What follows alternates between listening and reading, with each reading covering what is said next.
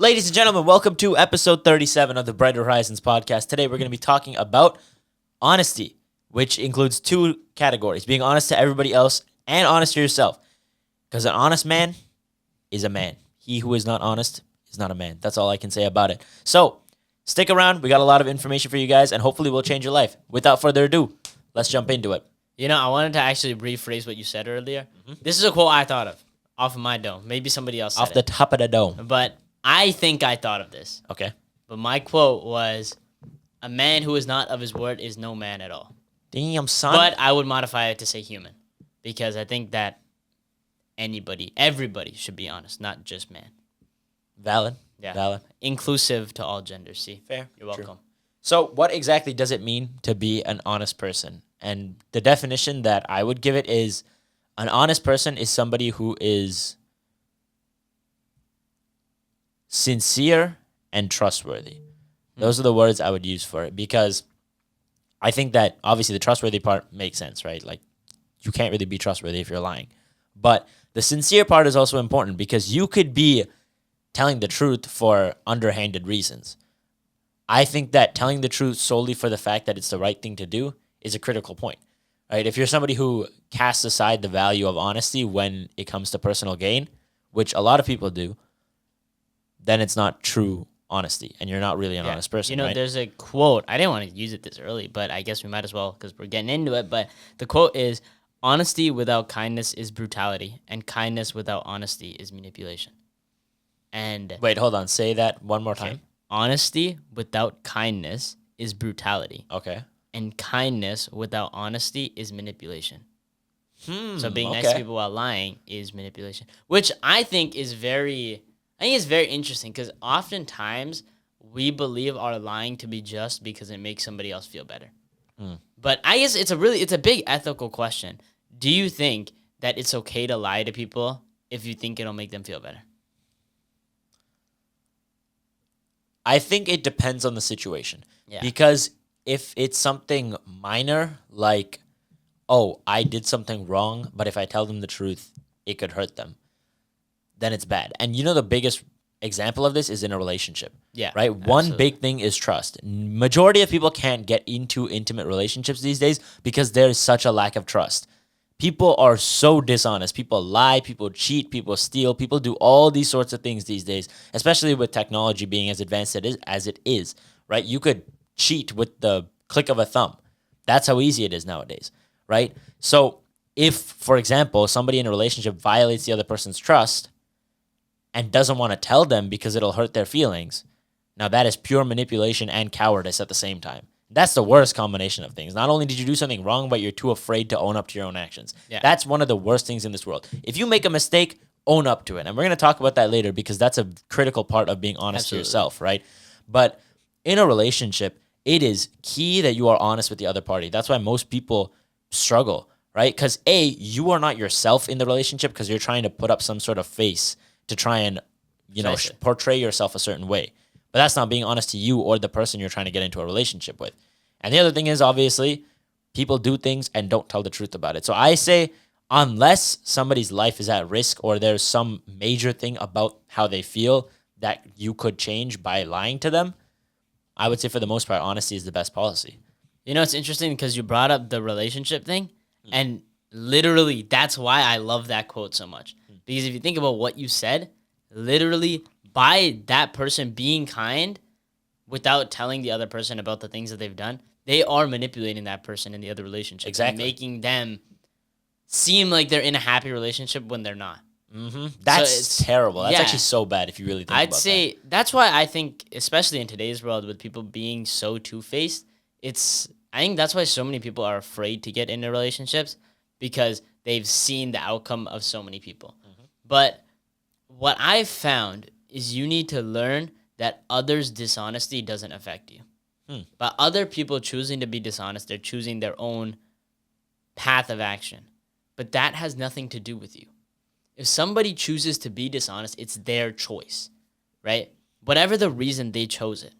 Now I know, yes, obviously there are certain situations where, like, if it's life or death, then I can respect that. I can say, okay, fair enough. If it's life and death, then lie. Okay, it's hard for me to say no. Yeah. But in these situations where you're doing it for your own convenience, that's where you need to understand that, you know what, the other person, I shouldn't be affected by it. If you lie to me about something to protect yourself, that's a you problem. Literally. Yeah. Like, don't let other people's dishonesty affect you, because you aren't the problem.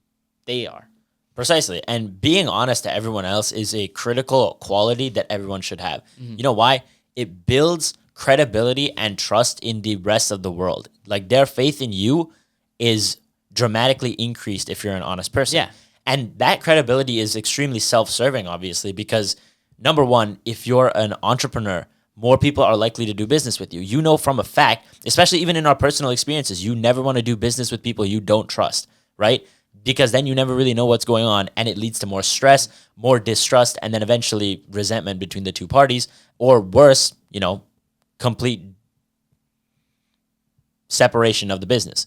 So the way I see it is there's obviously that aspect in terms of entrepreneurship, but even if you're an employee, right? If your managers can trust you to be a good person and not break the rules and be a model employee for everybody else, you're much more likely to be up for promotions.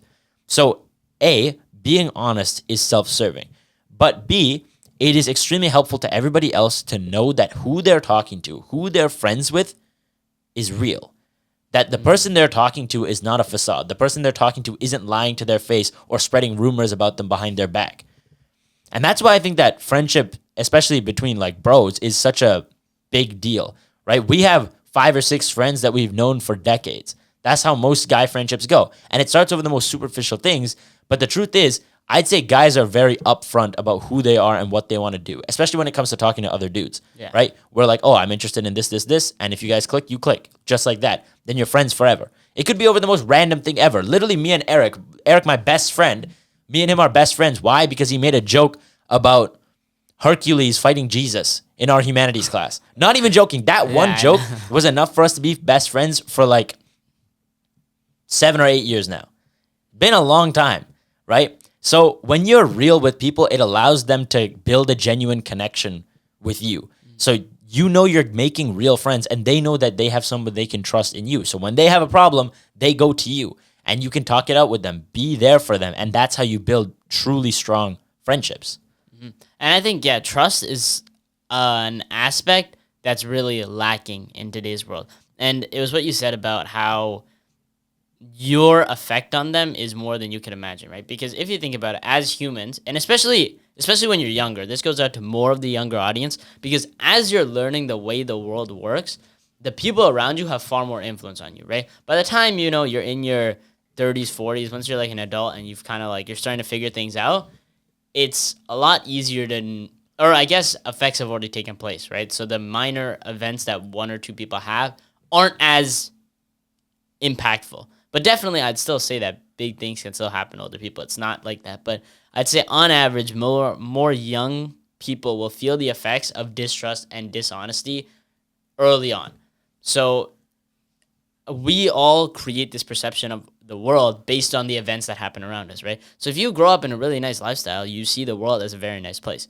But if you grow up in a very, bad place, obviously you're going to see the world in a far worse way. So if you grow up, in the streets with a lot of dishonesty around you, you're always going to be cautious about everything that goes on around you.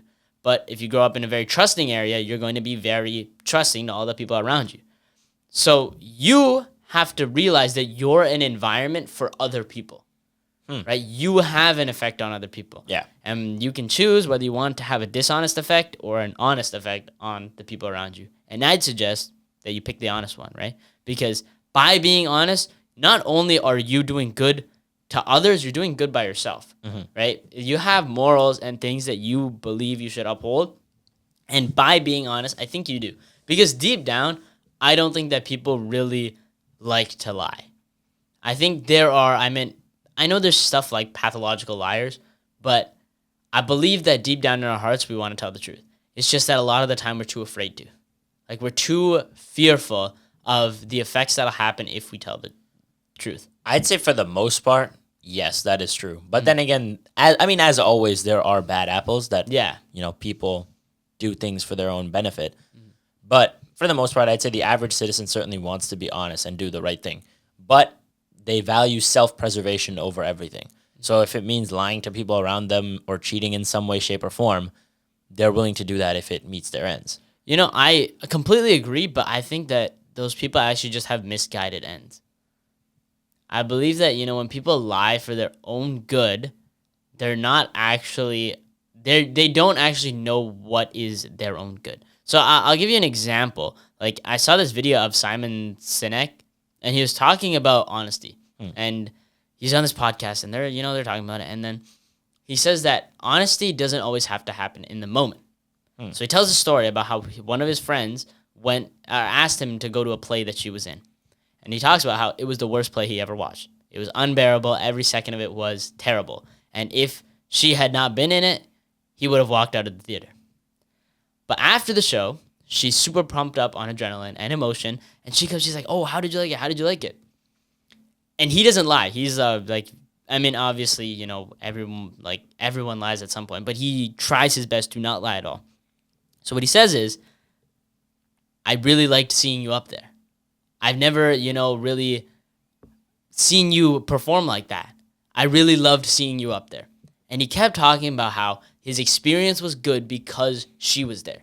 Because she was acting. Because it was something he had never seen before. But he never really commented on, did you actually like the play? He waited until a couple of days down the line where she had finally calmed down off the adrenaline and the emotion. And he called her. And he was like, hey, could I tell you what I actually thought of the play? And then he went point by point and told her everything that was wrong with the play. And at first that might seem kind of brutal, but this hit my brain hard. And I'd say to anybody out there that wants to help other people or to be there for your friends or even explain to your friends how to be there for you. The quote he said was, you need to meet emotion with emotion and rational with rational. You can't meet one with the other. When you're trying to help somebody going through an emotional problem, if you approach it at a rational stance, it's not going to work. And I never thought about this because I'm usually a rational thinker. Usually I think, okay, obviously if this person did this, then you did this. X equals Y. But that's not the reality of the situation. That's not the reality of life. You need to be able to read the room and see the right way to approach a problem. And that's what he said about honesty, is that sometimes you don't have to be honest to the question that they're asking. And I know this sounds kind of like you're dodging, but for example, suppose that you get a gift that you don't like. What do we always do? I love it. Thank you so much. Exactly. You lie to that person because you want them to feel good. Mm-hmm. But why not be honest in that moment? But not honest about that. If they ask you, how do you like it? You can say, I love that you got me a gift. And I know, in some way, maybe there's a better way to phrase that so that it doesn't sound so rude. Thank you for this gift. Yeah, thank you so much for the gift. I really appreciate it, that kind of a thing. It's not that the gift is what gives you value or brings you happiness. It's the fact that that person thought enough to get you a gift. Yeah, and it's realistically the sentiment that counts. I feel like as you grow older and older, obviously things are cool. Don't get me wrong. Things rock. Especially as a kid, you love toys. And as you grow up, realistically, the toys that you want are just bigger things, realistically. Yeah. But even though that is awesome, I think it's the fact that people care enough about you to give you things. Like, as an adult, if I get, socks, for example, I always need socks, bro. So if you get me socks, I'm still happy, right? At the end of the day, you took the time to go and get me something. That's what makes me happy. Even if the nature of the gift itself isn't something that I wanted, I think it's the thought that really counts. And I guess that's a cliche, but it's just the truth, right? But it is the truth. I think that people have misconstrued the idea of a cliche. Yeah. Because I think that cliches, the whole point is that they have some truth to them and that they happen very often. That actually sounds like something I could definitely talk about on a future episode. Yeah. That's a good idea, actually. Yeah. In the future, we will talk about cliches. But the point is that honesty doesn't have to happen in the moment, but it should always be happening. Be honest with the people around you, because even if you think you're protecting them, you're not. What you really are is protecting yourself, because you don't want other people to see you as a mean person.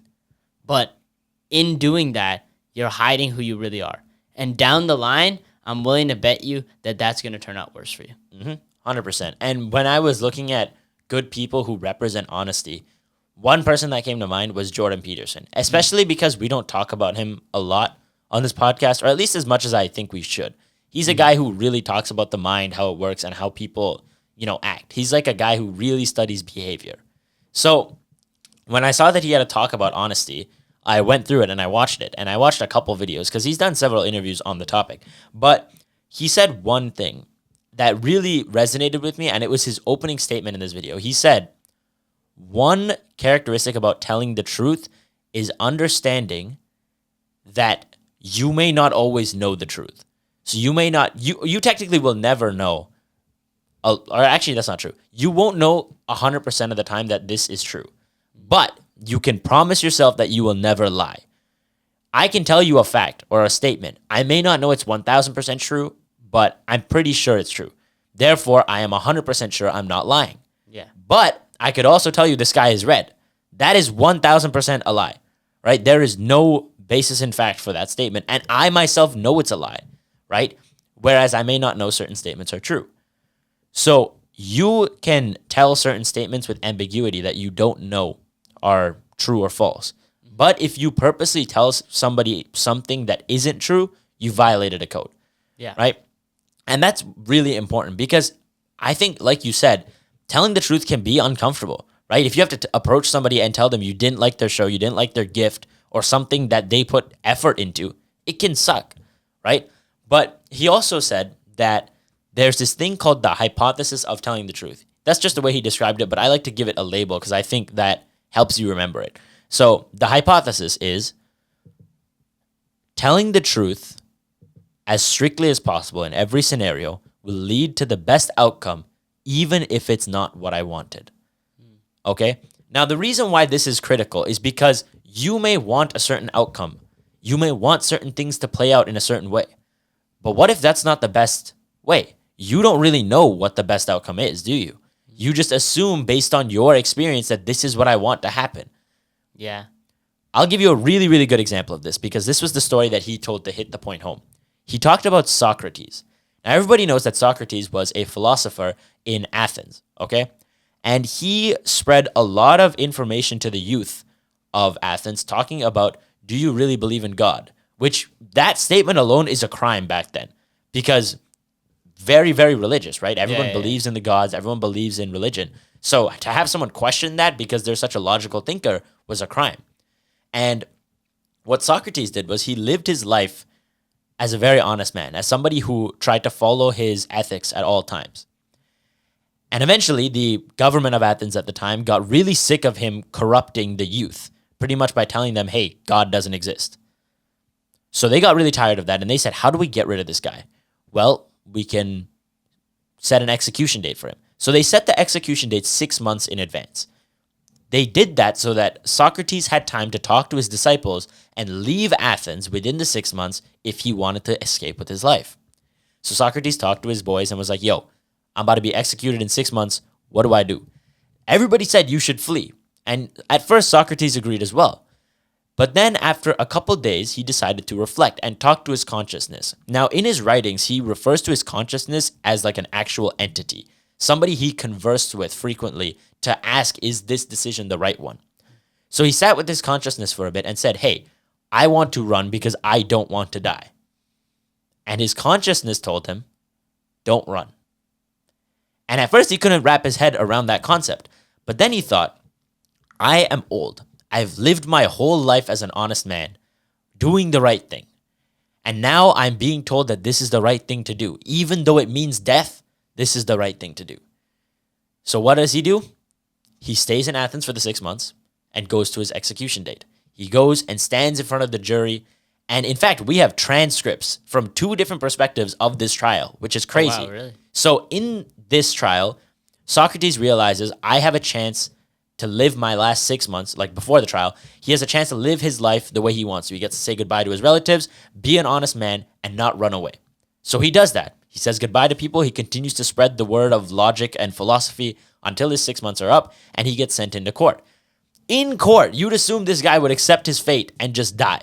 No, he flips the script on the people persecuting him and asks them, is this what you believe in? And he just goes on attacking them, saying that logic is what makes the most sense. And he stands on the hill that what he thought was right. And he gets executed. Now, 2,500 years later, we still talk about Socrates. But imagine if he ran away from that execution. We would have known Socrates as a coward. His name may not have ever entered the history books, but it's because he chose to do the right thing, even though it didn't seem like the right thing. And now we see that it was the best outcome. So that's the perfect example of the hypothesis of telling the truth. Because in no world does dying make the most sense. But he thought, you know what? I'm going to be an honest man. I'm going to do what is right, even if it means I lose my life. And now he's immortalized in the books, right? So in your situations, understand that telling the truth may be uncomfortable. It may do things that you don't intend. But at the end of the day, it will lead to the best outcome because you are a good person by telling the truth. And good things happen to good people. That's just a fact of life. So as you continue to be good, good things will happen. You know, it actually, that whole story relates to a quote that I've definitely said before on the podcast. And the quote is, just because a decision hurts, it doesn't mean it's a wrong one. Right? You know, a lot of the time, the decisions that we have to make, the harder ones, hurt a hell of a lot. And that's why we usually avoid them by lying.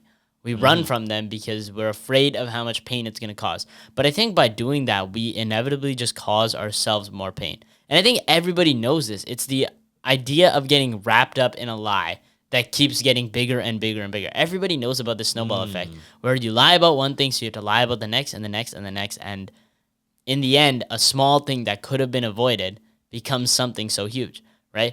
And even, I think it's crazy that we didn't even talk about this, but when it comes to people trusting you, the boy who cried wolf, right? Literally one of the most famous stories of all time. I can't believe I didn't I don't bring that know up why earlier. we didn't even think about it. I didn't even write it down, but I just thought about it. I was like, how do we not talk about this? But for the one person out there who might not know the story, I guess I'll quickly tell it. But the story, it takes place in some form of a town where there's a bunch of, they have livestock, such as sheep. And now there's this boy, and one night he ran out and he yelled, "Oh my God, there's a wolf coming to get the sheep." So now all the villagers come out with their pitchforks and their sickles and all their weapons ready to get this wolf. But there's no wolf. The boy had lied. And then the next night, he does the exact same thing, where he goes out and he says, "Wolf, there's a wolf, there's a wolf."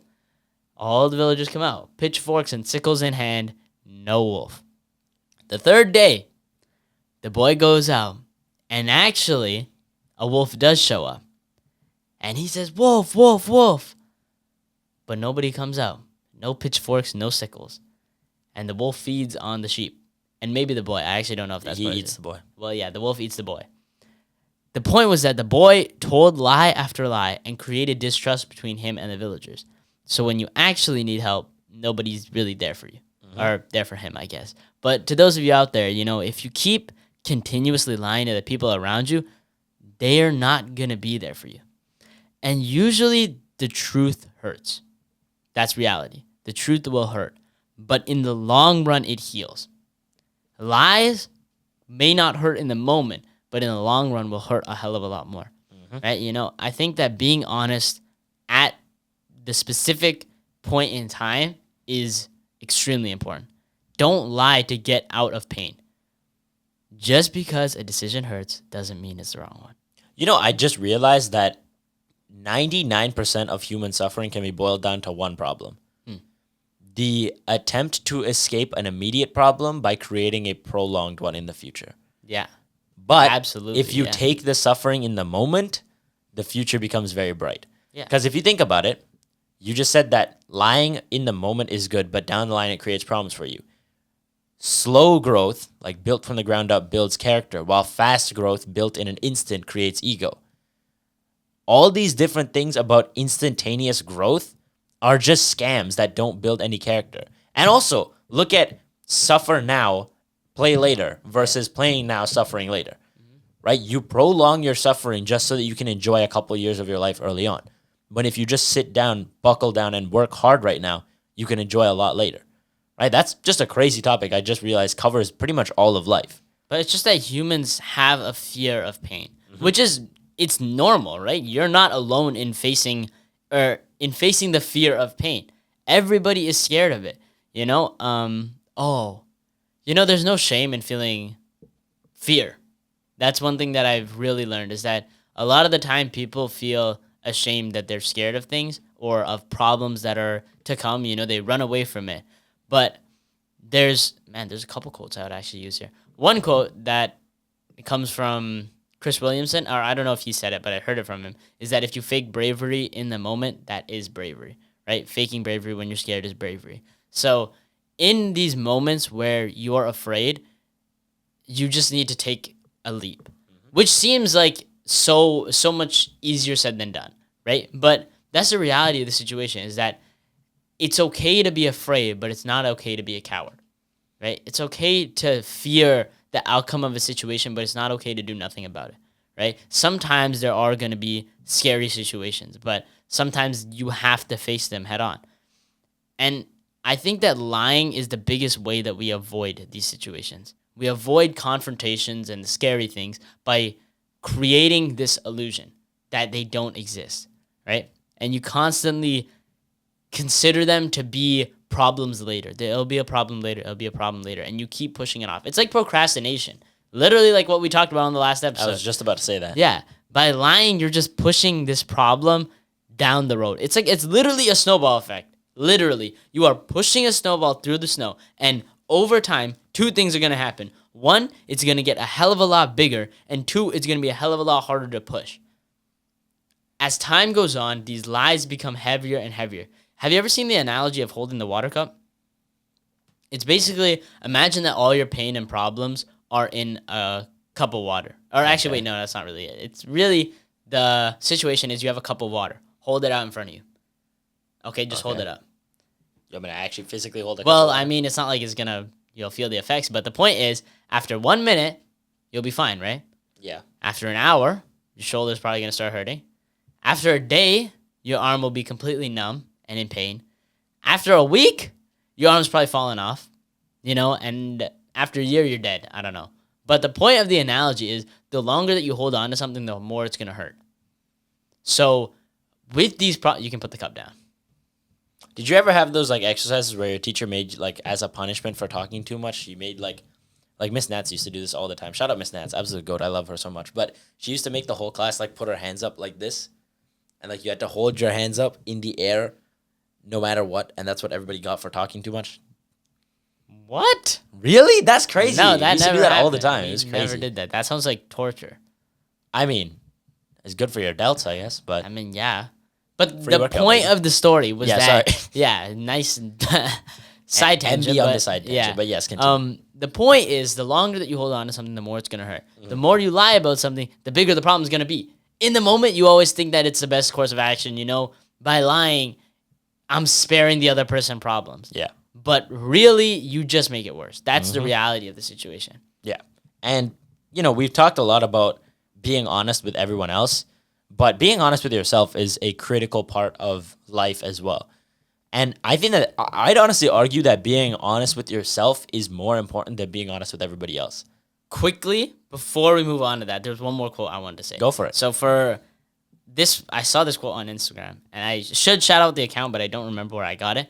But it basically said, the realest thing I've ever heard was, they don't lie to protect your feelings. They lie because the truth might cause you to make a choice that they don't like. And that hit me like a semi, dude. I was sat there just, I hit the freaking thinker pose, man. That's Like tough. That's a tough quote. It's a good quote. And I realized that people don't lie to you because they're trying to help you. They lie to you because they're afraid for themselves. Wow. So when people lie to you, just remember, and as we move on to, ourselves, when it comes to other people, they lie for themselves. If they really cared about you, they would tell you the truth in a fashion that wouldn't hurt. Or maybe it does hurt, but they would tell you in a fashion that heals.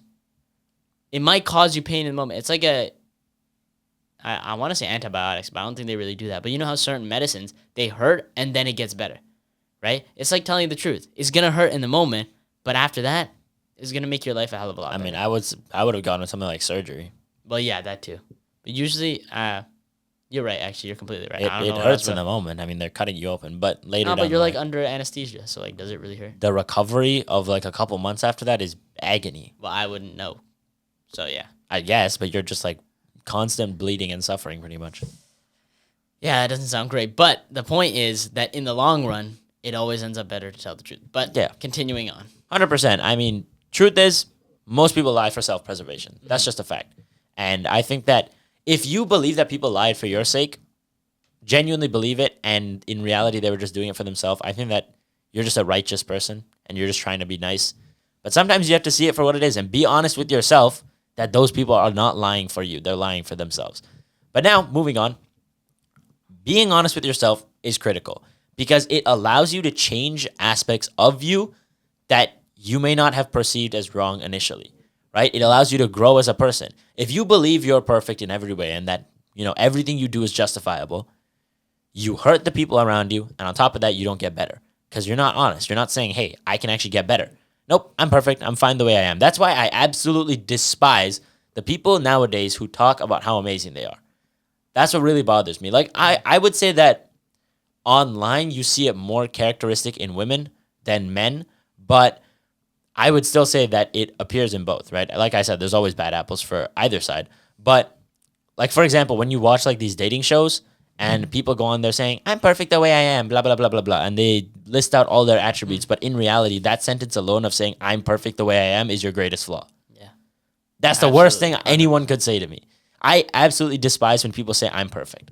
You're not. Nobody is. I'm not perfect. You're not perfect. Literally the only person who's perfect if you believe in him is God. So I would say start there and be honest with yourself. What mistakes do you have? What weaknesses do you have? But also acknowledge your strengths because you could go the complete opposite direction and be too hard on yourself, saying, oh, I'm worthless. I don't have any good characteristics. And that's a lie too. Let's be honest. Everyone has strengths. Yeah. No matter Absolutely. who you are, I see some sort of characteristic in you, a passion for something, a strength in something. So you got to learn to take the good with the bad. Yes, you have things to improve on, but yeah, you also have good things that you're naturally good at. So be honest, find the things that you're good at, and keep working on those. And the things that you're not good at, well, you have a lot of time to improve if you're honest with yourself, right? Yeah. And also being honest about where you're coming from. So there was this quote from, again, Chris Williamson, but I don't know if he said this again, but absolutely brilliant. And he said this was one of the biggest hammer blows for him. And to me, it's very similar because what he said was, you have already achieved goals that you said would make you happy. And I'd say, take example the gym, right? A lot of guys go in there, and especially if you're just starting out. Like for me, my big thing was I wanted to bench 135. And because I could never I felt like everybody in the world could do it, but I couldn't do it. And I felt so weak because I couldn't do it. And then the other day, or yesterday, I guess, I hit 135 for 5. And that was shocking to me because I never done that before. And I smiled so much, and I was very happy in the moment. But then I really thought about it. I felt so happy then, but why didn't I feel so happy about everything else that I've done? Up to that point, there were so many other benchmarks that I hit, pun not intended, that I didn't celebrate. Because even though I might have thought in the moment that 135 was my goal, before then, I would have been happy benching the bar, dude. I would have been happy benching 25s on each side. I would have been happy benching 35s on each side. I would have been happy with so many of these things. But I chose to not celebrate those things. Why? Because I was dishonest about what my goals were. And I kept changing them. The problem is you need to realize that you are happy. You have achieved. Don't be so humble to say that you haven't done anything. Right? You've made achievements. Maybe you're not at the top, but the truth is you never will be. That's the point about perfection that people don't get. You need to be able to chase perfection while being happy with imperfection. That was like a big thing for me because I always wanted to be, I want to be the best. I want to be the best. And I always questioned this because to me, as somebody who constantly chased something that was unattainable, I realized that I'm still happy with the progress I'm making, which is something a lot of people don't do today. And I'd say that growing up, the big thing I chased was you, right? You know, you're my older brother. I want to be as strong as you. I want to be as fast as you. I want to be as smart as you. I want to be all these things. But you're 3 years older than me, man. And especially when you're young, that's a big gap for us. So I knew I would never be as good as you at that time. So I constantly chased that. But I never felt sad when I fell short because I knew that I still improved. And that's being honest with yourself. Being honest about where you came from and where you are now. To reflect on your life and say, hey man, I may not be where I want to be yet, but I'm a hell of a lot further than I was yesterday.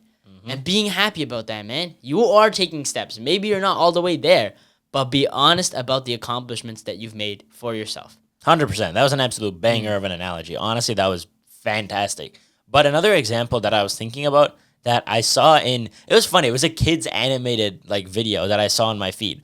But the guy pretty much talked about how a lot of people will be rude to others and say that they deserved it. So saying that, oh, like for example, if a rude waiter shows up and reciprocate and disrespect them back, right? They say, oh, they deserved it. And that's why you were rude.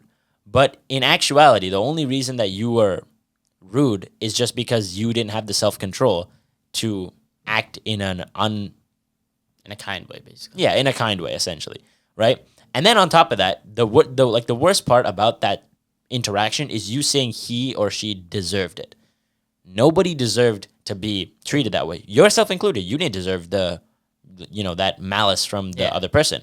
But if you're honest with yourself, you understand that nobody really deserved that, right? You just need to be kind to others and move on. I see you smiling. Did you? I know. did something I come was to just mind? thinking about literally one of the big shows that started our whole, positivity journey was Vinland Saga. And what's one of the biggest quotes that Thor says to Thorfinn? He Nobody. says, nobody in this world deserves to be hurt. Exactly. And that's honestly just a beautiful quote, and it will honestly I'll stand by that for the rest of my life. Yeah. And I think that when you decide to be good just because, that's when the world becomes a much brighter place. You know what they say? There's this quote, and there's so many adaptations of this quote, and that's why I love it. Because the first adaptation was, forgive others not because they deserve your forgiveness, but because you deserve peace. The second adaptation is, be kind to others not because they deserve your kindness, but because you are a kind person, right? You don't do things based on what other people do. Do what is right by you. Don't let other people dictate your actions, because it's something we talk about so often. But I guess you never really think about the fact that people don't deserve reactions.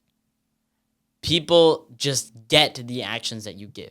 You should be kind to every person that you come across, right? You should be a caring person to the people that you come across. Be a forgiving person to the people you come across. Because that's the reality of this world, right? Is that people will make mistakes, but you shouldn't stray from who you are because of what other people do, right? In the end, it's up to you to be honest about who your character really is. What kind of a person are you? And then act based on that. Yeah, You know? 100%. I mean, the world can be a pretty bad place when you really look at the grand scheme of things. But if you are a good person, if everyone acted the same way and said, I'm a good person because I want to be a good person, the world would become better, right? But if people say, I want to be good so that I can gain something back from it, or because certain people deserve my kindness, that's when we have a problem. At the end of the day, be kind to all because you're a good person, just like you said, right? And there was another really, really good analogy that I wanted to mention about self-accountability and honesty. And it's about addiction. I think that addiction is a very, very powerful word to describe a very powerful habit, right? You could be addicted to a lot of things. For many people in this generation, it's chronic scrolling. But for others, it could be drugs, alcohol, any negative behavior. Once you have an addiction, breaking it becomes very difficult. And when you go to start the process of cutting this addiction off, there are going to be days where, even though you said you wouldn't, and you've done well for the past couple of days, you slip. Your mind starts to say, oh, it's okay, you had a long day, or one time won't hurt. So what? You gamble, or you drink, or you smoke. Whatever it is, you try to justify it. And then after the fact as well, you try to say, it's okay, it's just one time, I'm going to get back on it. But I think it takes a lot of self-accountability and honesty to understand that what happened in that moment was your brain was lying to you. It was lying to you and coming up with excuses for how you can do this negative behavior and get away with it. So you need to stand tall, stand on your values, and say, no, I'm going to stay true to myself and avoid these negative behaviors. I'm going to stop doing these bad habits. No matter what your mind tries to tell you, you need to fight back. And more importantly, if something does go wrong, which it will, let's be honest, all people go through problems. When something goes wrong, don't try to justify it. Take accountability and say, you know what? I messed up. That's on me. But moving forward, I'm not going to let it happen again. Yeah. You want to know what this is like one of the perfect, I got a lot of quotes today, but this is one of the best quotes to describe exactly what you said. And I think accountability and self-responsibility is something we could talk about on a whole nother episode as its own topic. I think it's a huge, big thing that you need to cover. But this quote was, how can I blame the wind for causing a mess when I'm the one that opened the window? Right? You are the person who dictates a lot of the things that happen to you. But we always try to find an excuse or a reason to blame it on somebody else instead of facing the true fact that it's up to us. And that's okay. That's the problem, is that people believe they need to be seen or act as if they are perfect. They are infallible. They don't make mistakes. But that's what makes you human. Embrace your mistakes and your flaws and become better. The whole point of life is to become better and embrace the person that you are. But we're so caught up in blaming everybody else so that people don't see us as wrong, or we don't look in the mirror and see a person who makes mistakes. But that's you, dude. You are the person who makes mistakes, but that's okay because we all are. But the point is that you can pick yourself up the next day and change it. But if you refuse to see the fact that you made a mistake, you'll never change in the first place. And if you don't change, then that's, I think, the worst thing that you can do for yourself, because you'll end up living and dying the same person, or being born and dying the same person. That's crazy. And that is the biggest tragedy in life, right? Because if you do not change throughout your life, then I don't think you truly lived it. I think that the way I like to see it is that you are a blank canvas when life starts. Precisely, yeah. What you decide to paint on there is up to you. But I think the worst thing is to leave it blank. Yeah. And you know, it's actually what Bob Ross said, is that there are no mistakes, just happy accidents. When it comes to painting, literally. So in your canvas, maybe you make a mistake on that painting. You can't erase it, but you can fix it. You can change it. You can alter it. But the worst thing is to just leave it. To never really do anything with it. To just cast it aside and say whatever. And then what are you going to do the next day? Make the same mistake. Precisely. A mistake the first time is a mistake. The second time, it's a choice. You know? And that's one of the hardest quotes ever on self-accountability. But when I was looking for ways to improve honesty, it's kind of an interesting topic, because how do you really say this is a step-by-step process for being honest with yourself, right? At the end of the day, it's the hardest thing to regulate. Being honest to others is much easier because you can regulate whether you tell the truth to others or not. But in your own mind, trying to really control your brain, that part is tough, right? So I would say that if you want to, you can obviously go out there and research. But I did it for you, and I condensed it down based on a YouTube video that I watched. If you want the full animation and text behind it, go and watch Howell Consultation's video on 7 steps to improving honesty to self, or something like that. I'll link it in the description below. But I pretty much summarized it and wrote out the 7 steps and my thoughts on it. So in between each step, tell me what you think, because I don't want to make this a monotonous blabber about this, right? Yeah. So step number 1, question your reality. What do you believe in, and why do you believe it? Let's be honest, we've talked about this a lot. Life is a very subjective thing. There is no objective reality. We all experience life differently, and we've all been shaped by our experiences to believe what is right and wrong. So when you go around assessing situations and deciding what is right and wrong, you need to be honest with yourself and understand that not everything you believe is right in everybody else's eyes. So you also need to be understanding of that and not judgmental in the moment. Any thoughts on that? Well, yeah, I completely agree. You really need to evaluate why you are the person that you are. And that's like something that I've come to realize is a lot of the time we become these people, but we never question why. Especially because when we're growing up, you know, we're all just kids. And the morals and values that we choose to implement in our lives are because of something. Things don't just come out of nowhere. Yeah. Right? So if you really reflect, why do I believe the things that I believe? Why do I do the things that I do? Yeah. That's going to hit you with those are the hard-hitting questions. And as Uncle Iroh said, you need to begin to look within yourself and ask yourself the big questions. Who are you and what do you want? Not what the people around you want. Not what the facade of what you think you want, but truly, what do you believe? And the other thing about taking that responsibility of understanding that your reality is different from others is understanding that your understanding of things could be flawed. You could make mistakes. Absolutely, yeah. And that means there's room for growth. And he wrote a very, very good quote in this video. He said, "Something that is finite is dead, but something that is alive is always growing." And Damn, that quote hits yeah. hard because it's true. Nothing that is alive stops moving and stops growing. Sure, it may take breaks. Of course, there's always cycles of life. But at the end of the day, it always moves towards progress. It always moves towards growing and adapting to the circumstances.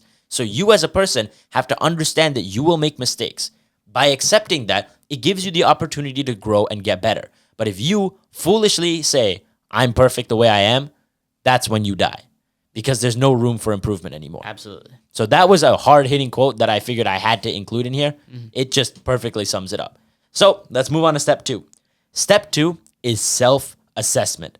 Look yourself in the mirror and evaluate and accept who you are and what you can improve on. That's one of the biggest aspects of being honest to yourself, right? I mentioned it in the opening of this section because if you are not honest about what you can work on, then, like we just said, there is no improvement, no growth. Yeah. Pretty self-explanatory, right? Anything you want to say? Chime in Yeah. on? No. All Pretty right. simple. Yeah. Step 3, assess your environment. This was a critical point to me because I figured as you're trying to be honest to yourself, why is assessing your environment important? Well, your environment could be one of the reasons why you aren't where you want to be. It could be impacting the way you see yourself and how you act. And especially because if you don't evaluate your environment, you may be lying to yourself about what's really causing your problems. And environment doesn't just mean the space around you, like a crammed desk or a messy room. It could also be the people around you. Environment, by definition, is essentially your surroundings, anything external to you. So ask yourself, who am I surrounding myself with? What are these people's values? Do I agree with them? Because you are the sum of the people closest to you. So if you hang out with people who don't align with your values, that's not being honest to who you want to be. And there's a quick quote, and the quote is that when a plant doesn't grow, you don't blame the plant, you blame the soil. Exactly. Right? Yeah. And I admit that there is definitely we're not plants, obviously, so we can control how we grow, but you do need to be careful about what's shaping how you grow as well. Exactly. And if people around you aren't who you want and they're not representing the values that you want to portray in life, be honest about it and say, "Hey guys, it was fun being friends with you, but I got to move on." Yeah. Be honest, find new people, and stay true to yourself. Step 4 is to journal. Now, this is kind of an underrated fact because I didn't really realize the power of journaling until about a year into writing a journal every single day. Every day, I go sit down at my desk and I reflect on what I did well and what I can improve on. But I found that in recent times, as I encountered different struggles, especially struggles that I felt uncomfortable talking to everyone about, I found that being able to write things out in my journal, especially with the absence of judgment, is critical. I can explain exactly how I'm feeling, what made me feel this way, why I believe this, and putting it out there also allows me to reflect on it and be like, what can I do differently? So without journaling, it becomes hard to improve. We said that you should highlight your weaknesses, right? Highlight what you didn't do good. How do you improve on it? Well, you got to reflect. And then after that, you say, okay, moving forward, I'm going to do this. Put it in writing, bang. That's the achievement right there. That's progress. So I would say to all of you out there, start journaling if you haven't. Honestly, I sound like a broken record because I'm telling you it completely changed my life and it will change yours too. You won't be as emotional. You'll be able to actually put meaning behind what you're feeling. And by putting meaning behind it, it allows you to analyze it, break it down, and improve. Yeah. All right. Step 5, plan ahead. Planning ahead is what allows you to stay true to yourself in the future. Because let's be honest, we all lose track of our goal and lose sight of it in the moment. You don't ever act against your morals with a plan. And if you do, I'd say that's the worst thing of all. If you made a plan to go against what you really believe in, then that's something you should address first. But realistically, as you live your life, in the moment, you'll falter. In the moment, you'll go against your values. You'll fall into bad habits. You'll do these things. But if you make a plan, say, okay, every day I'm going to do this, or this is what I want to achieve in life, you are going to continue to stick to the values that align with that. But if you don't have a clear plan ahead of you, that's when things go all over the place. And I find that on the days where I don't have a day plan, where this is what I'm going to do each second of the day, those are the days where I fall and I, scroll on Instagram or I act weak. I think the biggest like point there is that that's how you be honest to yourself. Because if you don't write it down or have any form of physical accountability, then who is gonna tell you that it's you didn't do what you said you were gonna do? Yeah. Because in your mind you can come up with a million excuses. If I say, I'm gonna read, I could say, I had to go to the gym, I had to do this assignment, I had to shower, I had to eat, I have to get to bed right on time. I can put out a million reasons as to why I didn't read. But when you put that structure there, now you're bound to something. And if you don't follow it, it's because of you. It's your own dishonesty and lack of effort that led to you not completing something. Exactly. Perfectly said. Honestly, I could not have found a better way to put it. So yeah, plan ahead. That's step number 5. Step number 6 is to express your emotions. Emotions are such a difficult topic to cover because a lot of people want to say, they only slow you down. But in reality, emotions are a part of life. You just have to learn to navigate them properly. Do you think Stoics didn't feel emotions even though they were the ones who handled it the best, I'd say, out of everyone? No. Even the people nowadays who sit here saying, screw your feelings, do what you have to do, blah, blah, blah, that kind of motivational content. Sure, it might work for some people. I don't have a problem with that. If that works for you, go for it. But what I will say is a mature person is someone who understands that emotions come and go like the tide. So you have to understand that, I'm grounded and I'm going to express my emotions and move on. By allowing yourself to feel your emotions, you take away the power from them. You think about that? If you're upset about something and you bottle it up, you get angry, you'll think about it for days without just resolving it in the first place. That's why you need to sit down, say, how do I feel? Why do I feel it? What's the solution? Move on. Feel, reflect, improve. That is the best way I will put it. Just because you feel your emotions doesn't mean you have to sit there depressed for 3 days. That's a very important thing. There's a line to draw. Just because I say express your emotions, it does not mean wallow in despair. Because that's not really expressing them. Exactly. I think that's just dwelling on them.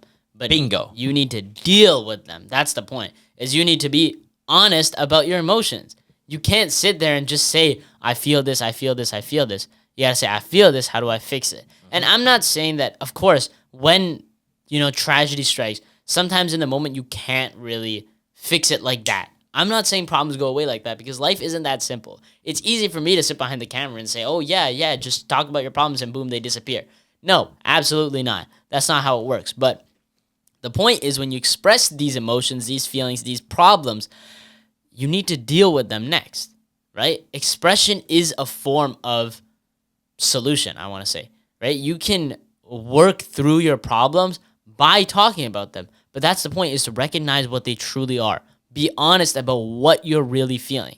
Because a lot of the time, I think people will lie about the emotions that they feel to make themselves feel better. Mm-hmm. But in the long run, deep down that you're lying. And secondly, you're just going to hurt yourself more.